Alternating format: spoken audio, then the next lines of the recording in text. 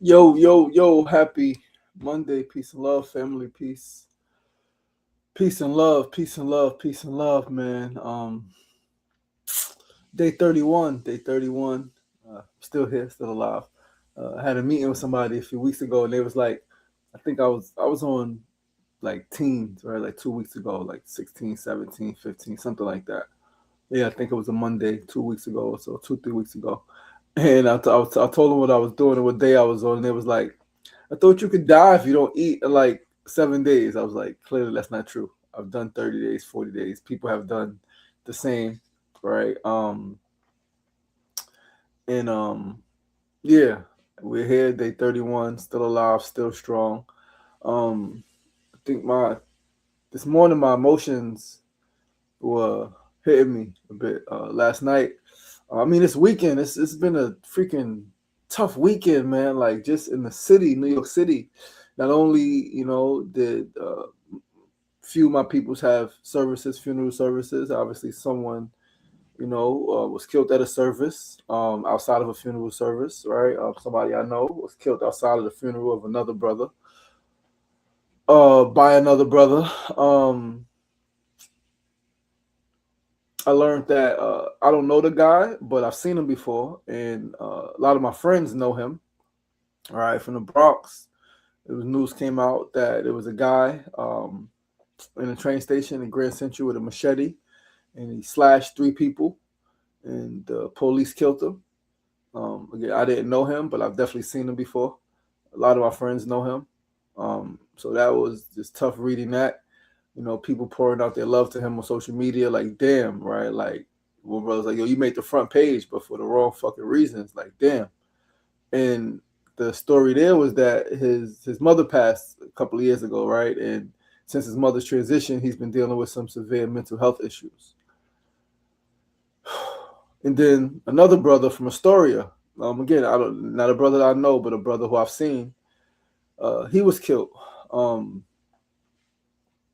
and yeah, man, just so my heart is feeling the weight of our current world, the weight of my community, my personal community, right? Not just those I know, but those who are connected to those I know. I'm feeling all that shit, man, and it's just like this is why I'm hunger striking, right? To like raise fucking awareness. Like we have to build better systems. We have to build better systems that truly support people's becoming, support people's development, support people's transformation, support people when they're going through mental health crises and they don't really fucking know what to do. We gotta have people on the ground, people who look like them, people who look like us, people who have the knowledge, the skills, the experiences to talk with people and to help get certain shit out, right? We spoke the other day on the night live, right? The Hunger Strike live, the Divine Discipline live about artists and healing, right? And how important creative expression is, how important it is to express oneself because when we don't express ourselves, we end up carrying that shit. We end up carrying that energy. And that shit, I've exploded carrying energy that was unexpressed, and so many others explode when they're carrying grief, when they're carrying trauma, when they're carrying despair, when they're carrying regret, when they're carrying loneliness, when they're carrying bitterness, when they're carrying sadness and anger, frustration, and it doesn't get expressed, it stays there. It doesn't just fucking leave. It stays there, stays there, stays there. And then unfortunately for them and other people in the world, most often motherfuckers explode. They explode either again on themselves and they just implode, or they explode. They hurt their spouses, they hurt their children, they hurt their parents, they hurt their siblings, right? They hurt fucking strangers, they hurt their friends. And it's like so much fucking hurt, man. Hurt people, hurt people. How many times do we gotta say this shit? We all know this shit. But what the fuck are we doing? One of my dear brothers on IG, older brother, mad love for the brother from South Jamaica, Queens. We've been on the front lines together. But as long as I've known him, he's been doing one or two things, blaming who's not doing what. Cool, it's valid, right? Like elected officials. But what the fuck are you doing? Right? Like, and I commented, I tried to match a comment, like, well, I commented back was like, unfortunately, so many people are complaining and just talking, right? Like, what the fuck are people doing? And he commented by talking and blaming. And it's like, God damn, right? And then there are people who want to get involved and want the spotlight for themselves. This shit is just fucked up, man.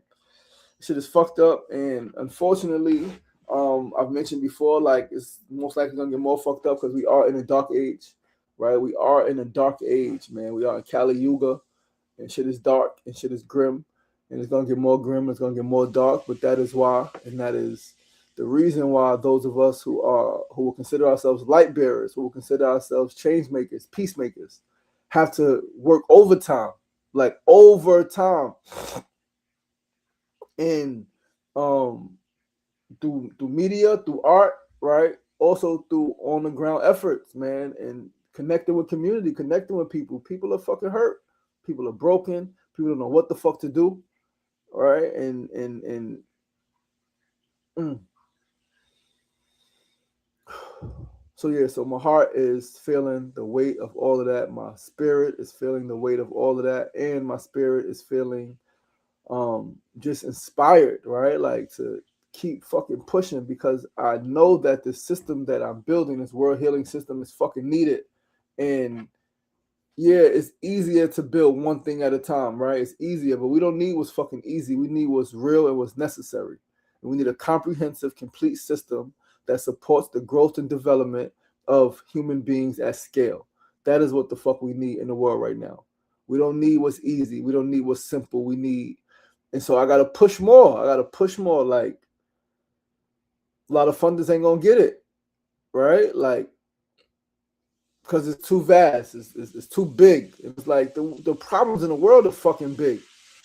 The problems in the world right now are big and they are massive. Our young people are killing each other. Brothers and sisters are killing each other. People are, yeah, it's a lot of shit. It's a lot of shit happening.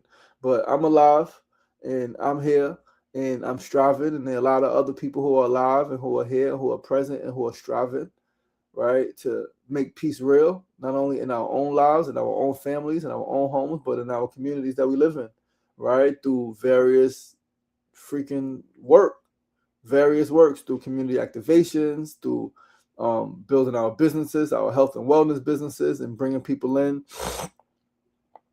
to education and all of the different things, man. But that's where I'm at today, day 31 of 50, 19 days to go. I'm probably going to go a little bit longer, a few days longer, realistically.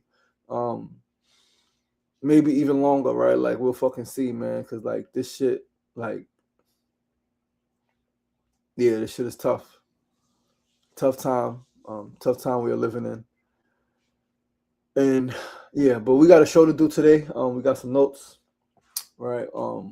I am your boy, your host, LaShawn Sugar Marston.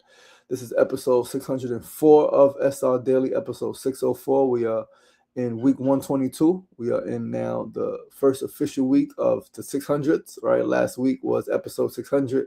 Tomorrow, 605.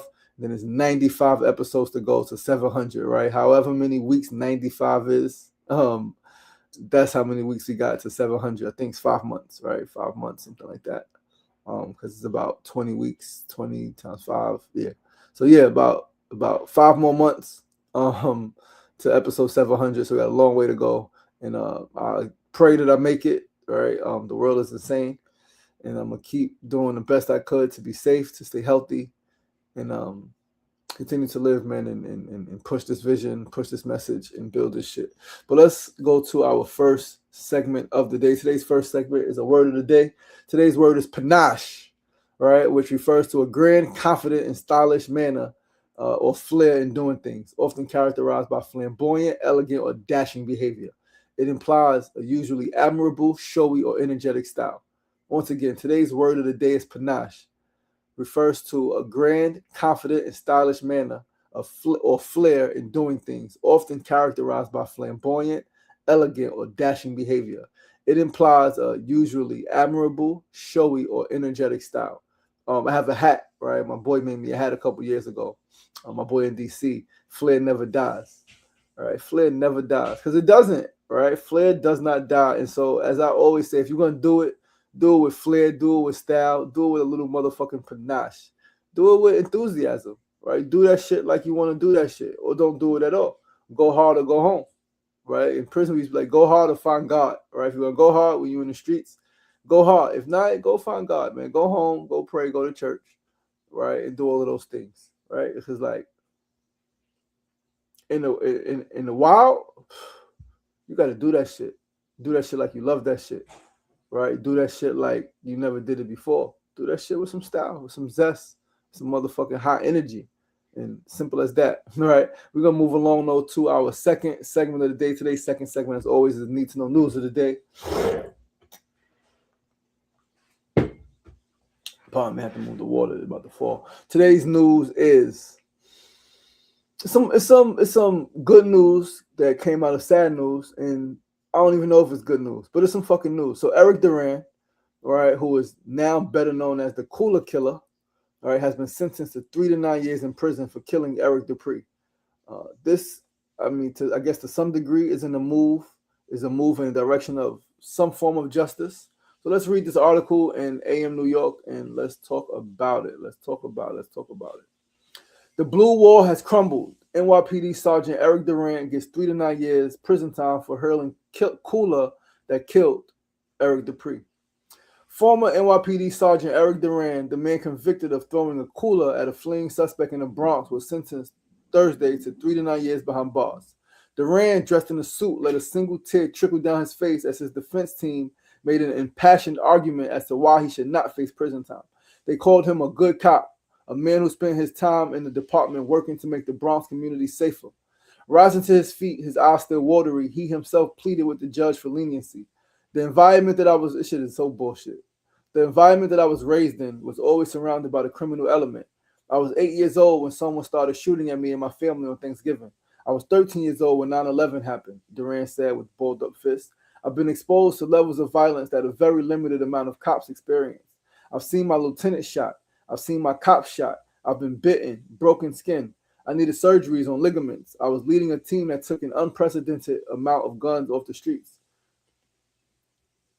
And so he get 3 to 9, right? Like he should have got 25 years, right? Murder is murder. If his argument got him 3 to 9, then, and again, clearly we know that law enforcement, they work together. They're all in fucking cahoots. And thanks to Hawk Newsom, his sister Siobhan Newsom, and all the other activists, I see my man Kevin McCall was involved, who really pushed that shit, who like got up in their faces and was at every court date, demanded the arrest. Like all of that shit is the reason why this shit happened. Because if they didn't do that activism, he most likely would have been on desk duty and then just switched to another precinct and still been out there doing the same fucking shit, right? But if this is the argument, and this is the life of so many of us who end up committing a murder because we feel our lives are threatened, and right, we do some shit and like we end up going to prison for 20 years, 30 years even sometimes, right? Like shit is bullshit. Duran then turned to the mother of Eric Dupree, the man he was convicted of killing, Gretchen Sotor, and asked for forgiveness. He said, hold on, scrolling down. He said, I never wanted this to happen. I pray for you and your family, and then turned back to the judge. Your Honor, I'm asking for a chance to be there for my kids. You just killed somebody. These motherfuckers piss me the fuck off. Duran, a narcotics sergeant, was caught on camera on August 23rd, 2023, tossing a cooler filled with ice at Dupree as he fled on a scooter. Dupree had been caught selling drugs and was fleeing the scene when prosecutors from the Attorney General's office say Duran became frustrated and threw the cooler. Dupree lost control of the scooter and suffered several fractures and a brain bleed. He died at the scene. While acting Bronx Supreme Court Justice Guy Mitchell told the court that he believed Duran was genuinely sorry for his actions, he said he believed that Duran was not in any immediate danger and could have allowed Dupree to flee where he could be recaptured down the line. It is with this in mind that he sentenced Duran to 3 to 9 years imprisonment. Duran did not react when the sentence was handed down, but his legal team immediately jumped into action, calling for a 1-week stay of the sentence while they filed an appeal. Mitchell denied this request and ordered him to be immediately taken into custody, where he will be held on the infamous Rikers Island. Good for his ass. And I say that like part of my heart is like restorative justice, right? But like this shit is fucked up, man, because they do this shit time and time again, and most times nothing happens. Like again, sometimes desk duty, switch to a different precinct, and they're back out there doing the same exact shit. Law enforcement officials swiftly reacted and condemned the decision. Like, how could you fucking condemn that? Justice is justice. Justice for one, justice for all. Like, what the fuck? Shout out to Hawk Newsom, man. Shout out to Hawk Newsom.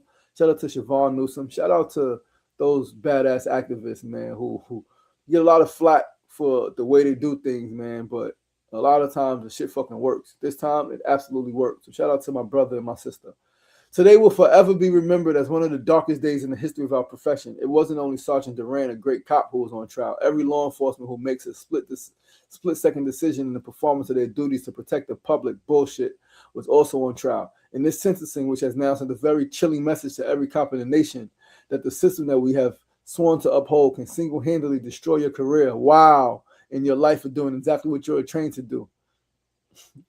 You're not trained to throw a fucking cooler. You're not trained to throw a cooler at somebody who was suspected for selling drugs, not for harming people, suspected for like bullshit, right? Like on a fucking scooter in the Bronx, right? A couple of dollars. You throw a cooler at him? No, you was not fucking trained for that shit. Get the fuck out of here. These motherfuckers piss me off. Meanwhile, activists and the priest family left the courtroom triumphantly. With their arms raised high, they chanted, "Say his name. Say his name," as they left the proceedings. Today, the blue wall has crumbled, Black Lives Matter Greater New York co-founder Siobhan Newsom said. Whether you're a Puerto Rican from the Bronx or you're a wealthy person in this city today, we all have justice. No one's above the law. Gretchen Soto briefly spoke in Spanish following the sentencing, thanking those who rallied around her, adding that she did not accept Duran's apology. Thank you. Don't accept that bullshit, man. Yeah, that's some bullshit. These cops really think they're above the fucking law. Like, they really think they're above the law, man. And we got to keep showing up and let them know that they're not. If it's justice for one, it's justice for all, right? And again, like, obviously, I'm in a space now where I'm talking about more restorative justice, and so like, yeah, I don't know, man. This shit it's tough. It's confusing, like, because nothing normally happens, and it's like we're the only ones when we do some shit that something happens to, and that's not okay. I'm trying to, my fucking posture is off. I'm looking at it, right? Gotta get my shit together. Gotta get my body together, right? The way I'm sitting, the way I be leaning, gotta figure this shit out. Anyway, yo, peace, bro. Hess, peace and love, brother, peace and love. Annette, peace, sister Sefu, peace and love, my brother. Mona Love, thank you, baby girl, thank you. Miss Juicy on TikTok, thank you so much. Thank you. Let's go right along to our third segment of the day. Today's third segment is the tip of the day. We're going to change the energy because today's tip is a reminder you must not allow yourself to be consumed by the energy of the world, nor the energy of those around you. Right? Negativity, violence, envy, and other low vibrational energy will always be there. If you are positive, you must remain positive, even when it seems like your positive energy is not having an immediate result. You're not positive for the result. You're positive simply because you are positive. That is why you are positive, right? Not for a result, not to get anything in return, but you are who you are, and we need to be who we are, right? Like all the time. Not sometimes, but all the time. And so, as I always say, if you are loved, be loved. You don't be loved because you are loved. No, you are loved even when those don't love you. You still show up as love. You still show up as peace, even when people are not peaceful with you. Even when people are trying to be violent with you or towards you, you still show up as who you are because that's your integrity. Be who you are, right? Be who you are, not who others around you are or who they try to force you to be. Be you. And it's, again, clearly in the world where it's so heavily promoted and it's so easy to be somebody else, it's so easy to take on the attributes and the ways and the behaviors of others, it is honorable to be who you are in the face of all adversity, in the face of all ridicule, in the face of all fucking turmoil, in the face of being talked about, of being fucking picked on. It's very easy to fall into that. It's very easy to match that low vibrational energy. But nah, because violence begets violence, negativity begets negativity, right? The more you act in a low vibrational state, the more that low vibrational state, that energy will permeate the atmosphere, right? And we're going to continue to have it. And so if we want a peaceful world, if we want world peace, if we want to live in peace and live in harmony, right? I said it in the poem, Numbers, Letters, and Words. I said they want to live in peace and live it free. I'm talking about our young people, right? And what they deserve, which is 100% factual. They deserve to live in peace. They deserve to live freely, right? And so we as adults, as parents, as caretakers, as educators, as leaders, as uncles and aunts, and just people in the world have a responsibility to our children, right? To our descendants who aren't even born yet. We have an obligation and a responsibility to make the world a better place for them, right? The song Heal the World talks about that, right? Like, and so, yeah, moving right along, though, to our fourth and final segment of the day, today's build of the day. Completely changing the energy. As I mentioned before, I've sent Kimona more cooking videos in the last month than I had in the previous 2 years that we've known each other and been together almost 2 years now. I've known each other for a little more than 2 years, been together for almost 2 years. This August will be 2 years. All right. But I'm excited to fucking cook again, man. I am excited to cook again and to eat again and to, like, yeah, I'm excited to cook and to eat again, man. I'm especially excited to try my hand at making like things I've never made before from scratch, right? Like, when I first became vegan, I made a lot of things from scratch. I made burgers from scratch, right? Like, always would make fries, cutting potatoes, cutting sweet potato, all types of potatoes. Make my omelets, like buying the fresh vegetables. I would always do that.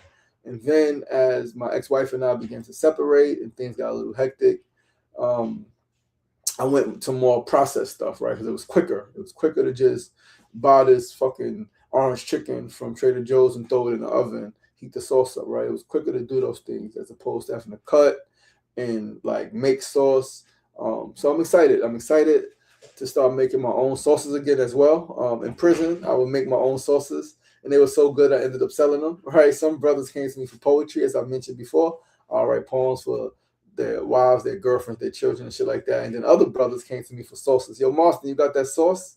Right? It was 2 sauces, 2, sometimes 3 sauces. And I just mixed like just different variations or different amounts of hot sauce, ketchup, mustard, right? Barbecue sauce, right? I just would mix, and some of it would be mostly yellow, some of it would be mostly red, some of it a little more red, a little spicy, right? Add some salt, some pepper, some different shit in it. And those are my sauces. And I had, like I said, 2 regular, add some honey, right? To 1 sauce. So like, yeah, I'm excited to do that shit again. I am excited. Again, if you know me, I do enjoy cooking. I do love cooking for people who I love. I enjoy cooking, period, right? For strangers, my community. I remember just a few months ago, Kimona and I worked together to make some food for our people in Queensbridge during our food distribution, right? We gave out the grocery boxes, but we also cooked some food, and that was really good. People enjoyed it. So, yeah, I am a serial entrepreneur, and so it's always a lot of things I want to do. Clearly, can't do everything at the same time, but I do believe that one of the things I want to do this summer, once a week, twice a week, maybe, is make food. Make food and fucking sell that shit. Like, I know that together, Kimona and I could sell food, sauces, and fucking juices. We already got the juices. She got Miss Juicy, right? She already popping with that, right? We could sell food. Right? We spoke about a brunch thing, and then I'm thinking maybe a dinner thing, maybe a Saturday evening thing or a Friday evening thing, and then a Saturday or Sunday afternoon thing, right? I think I know we could sell food. I know that we have networks, right? People who love food, right? Whether they're vegan or not, they love food, and for the most part, they love good food, and so like they know we like good food, and so I think we'll be pretty successful at selling food, right? And one of my long-term goals, I've mentioned to her, I mentioned to some folks, is I do want to have a restaurant long-term, right? When, another 20 years, when things settle and I'm popping, I do want a restaurant, not that's open all the time. No, I want a very special restaurant. I want a restaurant that is open select days, right? We constantly bringing in visiting chefs, right? Celebrity restaurant type shit, right? Where it's upscale, right? Upscale vegan restaurant. It costs a grip. But for those who could afford it, it costs a grip. While the other days, it serves as a quote unquote soup kitchen where we'll do lunch, right? We'll do 500 lunches for people for free type shit, right? So that's why we'll charge arm and a leg for people. People can rent it out. right? They can rent a restaurant for their celebrity shit, right? For their friends when they're in town. And that'll be somewhere, probably not in New York, right? Somewhere in the south or west or something like that. But that's something I want. Something I want because again, I do more than I love actually cooking myself. I love bringing people together around food. And I got some dope chefs that I'm connected to. And there's some dope chefs in the world, dope vegan chefs in the world that I believe, could really like, that I know I've seen, right, do some dope shit with food. And people love food, man. Again, that's one of the greatest connectors. And so, yeah, definitely want a restaurant that is open limited time, right? Could be rented out by celebrity friends, right, for their show off or whatever, all the shit that they're doing, dinners when they're in town. And then it serves as a soup kitchen type shit, right, where, a few days a week, right, we are cooking for community, right, and it's free, low-cost food, right. So yeah, man, I'm excited to cook again. I probably won't eat cooked food again until June, realistically, right? I mean, I would love to eat cooked food in May, but one thing I learned from 2023: don't jump right into cooked food after a long fast. 2023, I did the 30-day water fast, broke fast perfectly with watermelon and coconut water, and then same day I was eating home fries and I was eating fucking lasagna and I was eating vegan sausage and cheese and all of that shit, and fucking my legs swelled up a few days later and I thought I had diabetes and it wasn't diabetes. I just slowed the fuck down, like what's going on. I felt my legs, okay, right, it feels like water. All right, what is that? Oh, sodium, too much sodium. I ate too much fucking sodium in one day, right, after 30 days of nothing. I introduced sodium too fast in my bloodstream, and so edema, right, which is why in 2024 when I did 40 days I was scared to eat cooked food again, right. I ended up doing freaking 77 days of fruits, nuts, and seeds. Now, I might not do that again because, again, I was scared in 2024 to eat cooked food again, right? Because, again, even though I knew what happened, I was just scared. And so I'm not really scared this time, right? At least right now, I'm not scared. I do know that, okay, even if, let's hypothetically, I'm not going to do it, but hypothetically, I was to eat cooked food, let's say, first day after breaking my fast, it would be like, it wouldn't be vegan cheese, right? It would be like quinoa, fucking a salad, and like some mushroom. It'll be something really, really, really light. But I'm not gonna do that, right? I'm not gonna eat cooked food first. I'm not gonna eat cooked food the first week. Worst case scenario, I give myself 2 weeks. All right, that's the worst case, right? I give myself 2 weeks.